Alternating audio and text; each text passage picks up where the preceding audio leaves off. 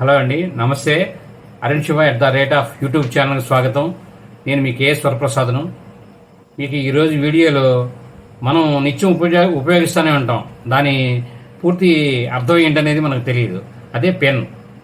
ఆ పెన్ను గురించి ఈ వీడియోలో తెలుసుకుందాం. పెన్ను చిన్నదైన విద్యార్థులకు, వ్యాపారస్తులకు, ప్రతి ఒక్కరికి ఎంతో ఉపయోగపడుతుంది. అలాగే 1809లో ఆర్థర్ ఫౌలర్ సిరా పెన్నుకి పేటెంట్ను పొందారు. 1850 నుంచి ఫౌంటైన్ పెన్నులు పెద్ద ఎత్తుగా తయారయ్యాయి ప్రపంచంలో. అలాగే మన భారతదేశంలో 1910లో రాధికా నాష్ గారు మొదటి ఫౌంటైన్ పెన్నుని రూపొందించారు. అలాగే చిన్న వస్తువైనా గొప్పగా మనకి పనిచేస్తుంది. ఇది మన జీవితంలో ఒక భాగం అనేది అయిపోయింది. అది మనం ఏది అన్నా పెన్ అందుకోండి అని అంటాం.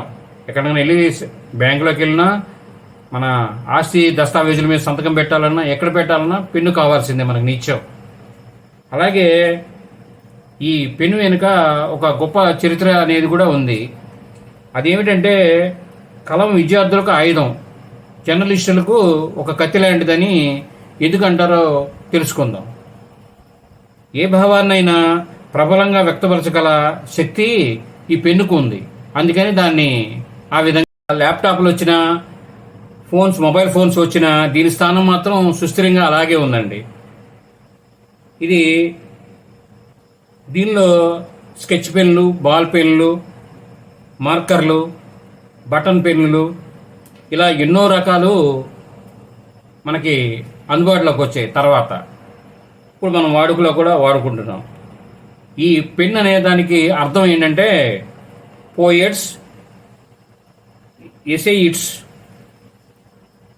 నావలిస్ట్స్ అంటే కవులు, వ్యాసకర్తలు, రచయితలు అని దాని అర్థం. పెన్ అనే దానికి అర్థం అన్నమాట. రచనలో ఉండే మేధస్సును తెలిపేదే పెన్ను.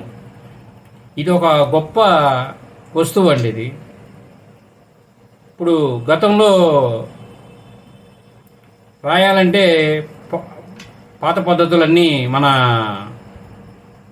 పాత యుగాల్లో రకరకాలుగా వినియోగించేవారు, రకరకాలుగా రాసేవారు.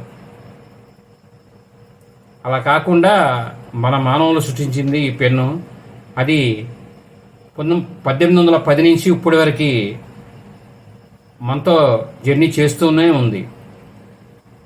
ఈ వీడియోలో మనం ఆ పెన్ను గురించి మనం తెలుసుకున్నందుకు, మనం వస్తువు చిన్నదైనా మనకు ఉపయోగపడుతున్నా, అది మనిషి కాకపోయినా పెన్నుకి మనం ధన్యవాదాలు తెలుపుతాం మనందరం. ఎందుకంటే అది మనకి ఎంతో సేవ చేస్తుంది కనబడకుండా.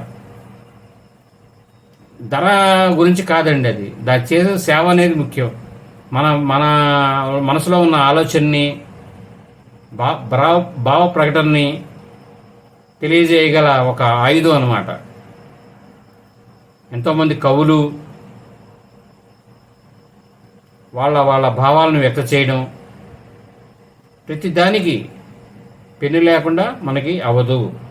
కాబట్టి దీన్ని మనం కొనియాడాలి.